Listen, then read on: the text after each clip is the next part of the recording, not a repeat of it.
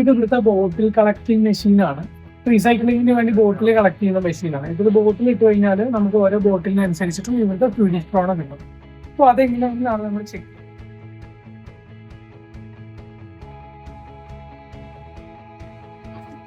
So നമ്മൾ ബോട്ടിൽ ഇടാൻ പോവാണ്.